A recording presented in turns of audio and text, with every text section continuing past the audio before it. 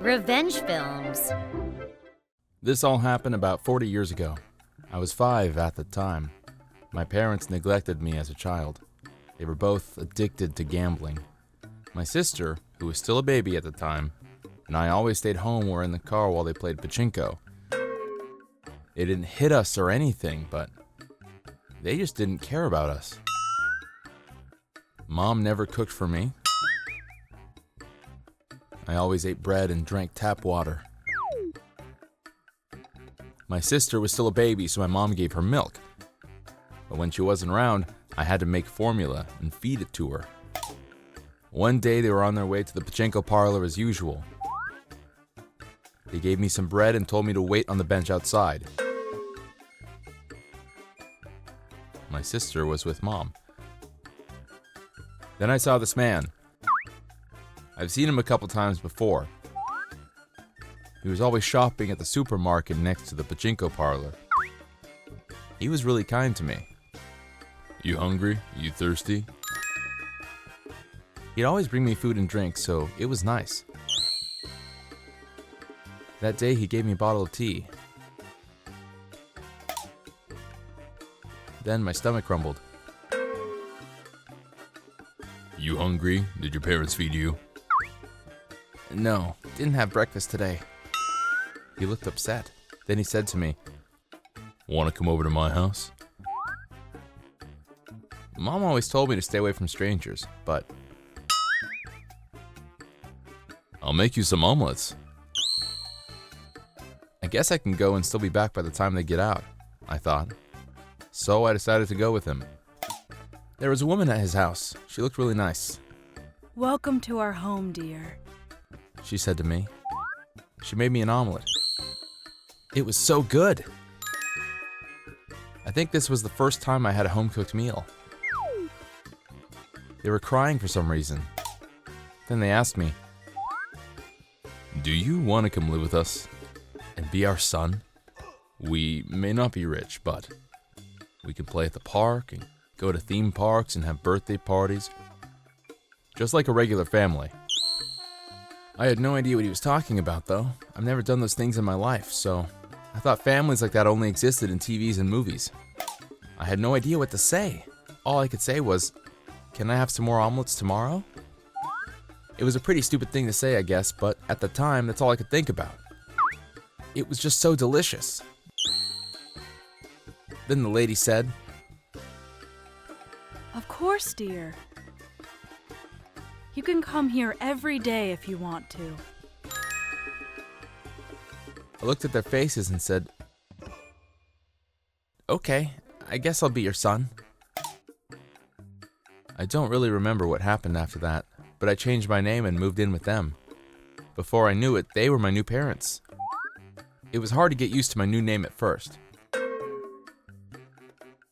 I kind of felt guilty for leaving my sister behind too. I had to be really careful.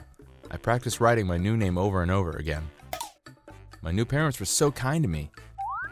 They put me through school. Mom cooked me 3 meals a day, every day. When Dad came home, I took baths with him.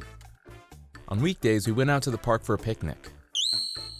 When I did something bad, they yelled at me. By the time I was in 6th grade, I had forgotten almost everything about my real parents. They were my parents now. When we moved, due to my father's work, I found a picture of them and a young boy I had never seen before. "Who's that?" I wanted to ask, but I had a feeling that I shouldn't. So I put the picture back and kept quiet. Anyways, I thought the good times would never end. But one day, I woke up in the morning. Nobody was home. There was breakfast on the table. There was an envelope next to it. It was a letter that said, "Hope everything works out for you." There was some money inside the envelope too. Then the police arrived and took me to the station. Then my real parents showed up with my sister. My sister and I got taken to a different room though. I had no idea what was going on. Then, They confessed. We're questioning them right now. Are they going to jail? I don't know, dear. Liar! They're going to jail, aren't they? Stop! Stop! Don't do that to them! I started crying, telling the officer that my parents were innocent. My sister had no idea what was going on. She was eating the snacks they put on the table. Not sure what happened after that, but a few hours later, I was on my way home with my real parents. Those stupid assholes. This is all their fault. Said my mom. Who was she talking about? Turns out my foster parents turned themselves in. I think they were charged with kidnapping or something. And they also told the police about my abusive parents. That's why they were at the station. Please, just take good care of him, okay? That's all we want. The police had a long talk with my real parents after that. The thing is, they reported me missing years ago. But they didn't really care to look for me. All they cared about was gambling. My sister was 4 now, but she was barely eating.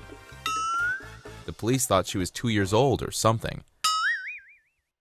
After that, people from Child Services came to our home twice a month. But nothing really changed. Since they didn't hit us or anything, they couldn't take us away from them. After graduating from middle school, I left home and took my sister with me. I got a job at a small factory. My parents were happy that they no longer had to take care of us. At age 20, I met someone at work and got married. My sister was 16 now, she was in high school. A few years later, we had kids of our own.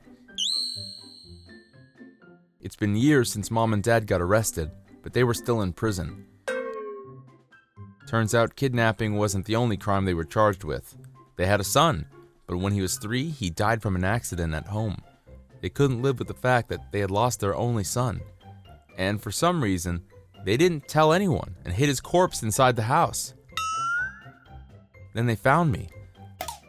I was given their late son's identity. Some might call them crazy, and maybe they were. But can you blame them? And personally, they were much better than my real parents who only cared about gambling. Still, what they did was against the law. But what if I had said no to him that day when he offered to take me home? I don't think my life would have been the same if I had stayed with my real parents. And what if they didn't turn themselves in? My sister could have died. Who knows? Regardless of what they did, I still love them, and I'll be forever grateful for them. Once they get out of prison, I'm going to ask them to come live with us so we can all be a family again. How was today's video? If you enjoyed it, please subscribe, like, and leave a comment. Stay tuned for more.